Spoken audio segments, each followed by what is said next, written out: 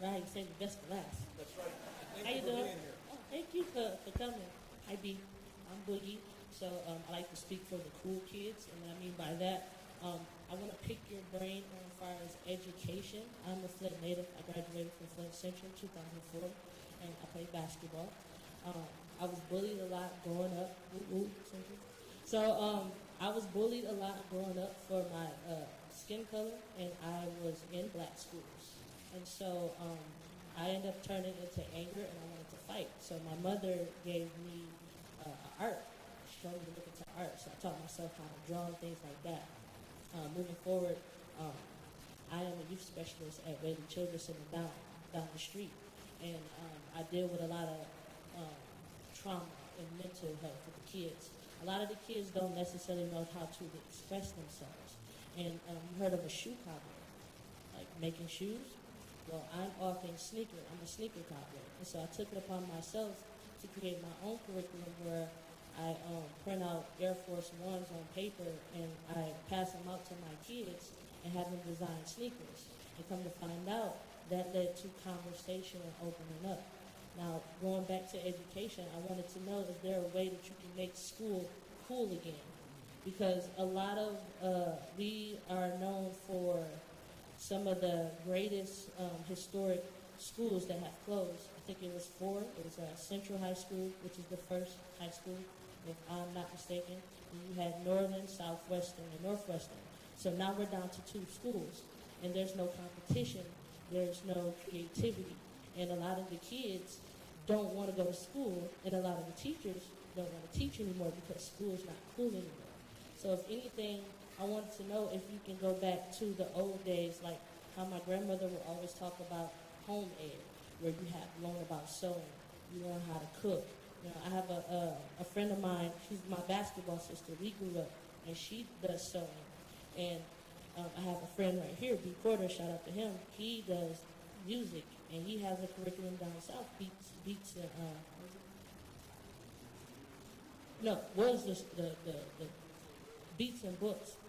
So with beats and books and sewing and me teaching kids how to paint shoes or even make shoes, I wanted to know, how do you plan on making school cool again?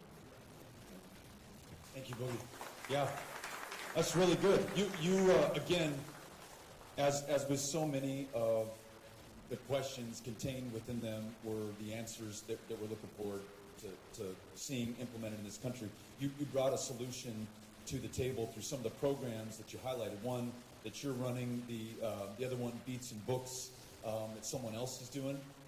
Let's make sure that that's replicated throughout the country. I told you that my firstborn is named Ulysses, and we joke that we named him Ulysses because we didn't have the guts to name him Odysseus. The Odyssey was had a real big impact on me reading that in high school.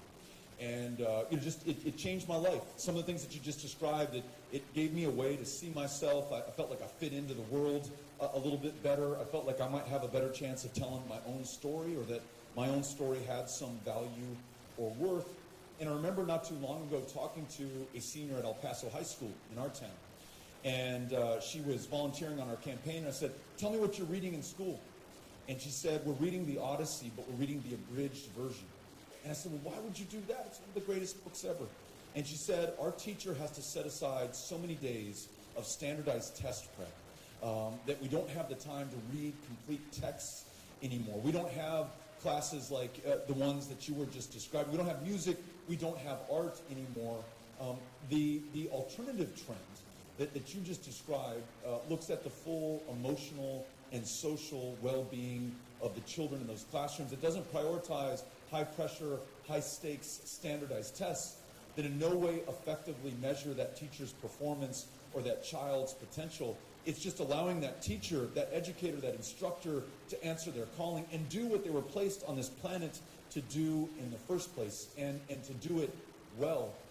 We were in Midland, Texas, and ran into someone from UT Permian Basin.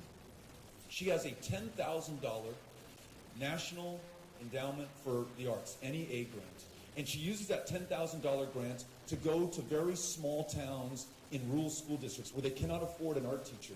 And she provides art education. Goes from one school, one town, one day to the next, For $10,000, we were opening up worlds and windows for those kids.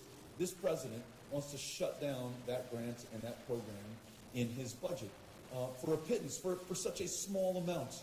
What we can do to reach kids, and beyond just the direct instruction that they're tested on. Their ability to be well in different ways, expressed through music or art or creativity. So I really, really love that. Amy, you've talked about these community schools that have incorporated that. Would love to have you at the table.